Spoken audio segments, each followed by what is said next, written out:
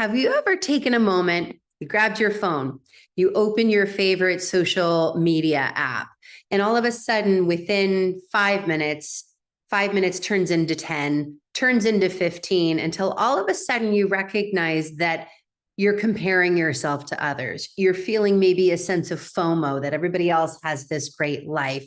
You're not feeling as good as maybe you could feel. And that's really the state of so many of us. Now, I'm not saying that social media doesn't have some really amazing, powerful purposes. It certainly does. I can connect with people, I can create community. There's definitely some really positive things, but there are some not so positive things that we're going to talk about today. So today we're talking about constant comparison and the curse of social media and 5 tools to break free now. Now, I'm not going to say just simply delete all your social media apps, because I do think there are some empowering ways we can stay connected in this global community.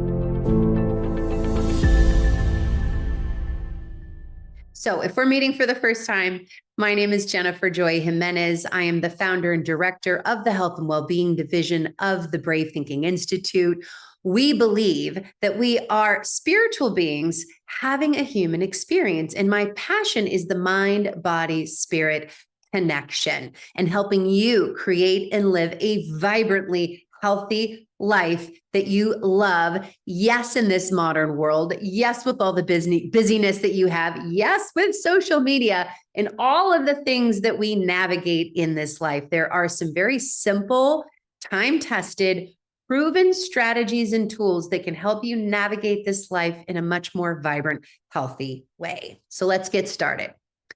The first tip that I have, the first tool, is that you want to be very, very careful about the comparison trap and how that can impact our self-esteem if we're not careful. Social media highlights can lead to this looping of constantly comparing ourselves. And if we're not careful at what we're actually looking at, it can actually erode our self-esteem. So what's the solution? Number one is know that a lot of these images are now either AI generated or they're touched up, and most people are wanting to put their best face forward. I've actually really appreciated some of the more recent videos on some of these social media apps where particularly some of the women that I follow will show a certain angle of their body where they look better, and then they'll let their belly hang out or they'll scrunch their leg and they'll show us, see, I have cellulite. See, I even have a belly hanging over, if I don't use the correct angle. So I think it's just important to know that what you're looking at really varies depending on the lighting, depending on the angle, and depending on the touching up that one can do.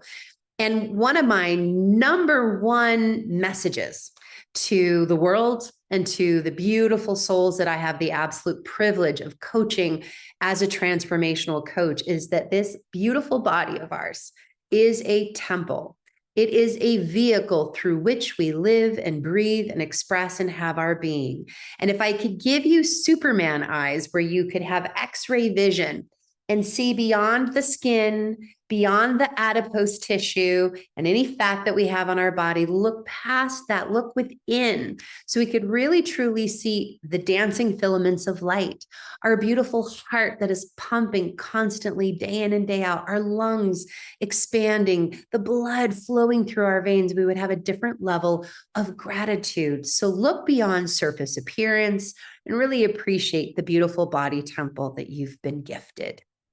The second tip and tool that we have is that oftentimes social media can create an addiction. It's designed to be addictive and to activate that part of our brain. And now that can create increased anxiety, depression, and loneliness if it's not in check. So we want to make sure we remember we're in charge, not the other way around. So one of the ways, if you find yourself going to your phone more often than maybe you realize would be healthy is to set specific times for yourself. Maybe even put yourself on a timer. Don't allow yourself just to be on your phone night and day. You want to engage in nourishing activities, reading a book, going out and smelling the flowers, being unplugged for a specific amount of time each and every day. Our third tool, the third tool I want to give you is that too much time on our devices, our computers, our phones can actually impair our body's ability to create melatonin. The blue light has been studied and can really mess with our sleep cycles. So one of the solutions is to implement what I like to call a digital curfew. At least 1 hour before you go to bed, you want to put all of those things away. Maybe do some yoga, maybe take a bath or a shower, read a book, but definitely unplug. It'll make a big difference in your ability to sleep and rest. The fourth tool is really talking about body image, which we talked about a little bit earlier, but really there are so many messages bombarding us from media. And a lot of these messages are selling some sort of a product. It could be face cream to get rid of the wrinkles, or some sort of a workout so we can get rid of our, cellulite, or whatever the product or the tool or the pill is. And my recommendation is just to remember that you are made in the image and likeness of the divine. You are perfect and whole just as you are, and that true self-confidence doesn't come from changing something on the outside, but really truly connecting to our true value from the inside out. So as much as you can, go outside and take a deep breath. I like to focus more on how my body's feeling versus how my body's looking. And one of my favorite quotes is, having a body you love starts with loving the body that you have. Our fifth beautiful tool is this idea of FOMO, right? So one of the problems of social media is that constantly seeing others leading these exciting lives can really cause stress and dissatisfaction or fear of missing out in our own lives.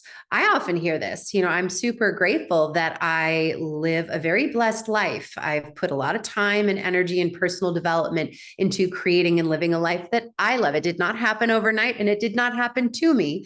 It happened by creating a vision, a crystal clear, compelling vision that is in alignment with my core values, and then using these universal spiritual principles that we teach at the Brave Thinking Institute to align my actions with my vision and my vibrational frequency. And over the course of the last 10, 15 years, I really truly have created a life I love. So I travel. We just got back from Africa.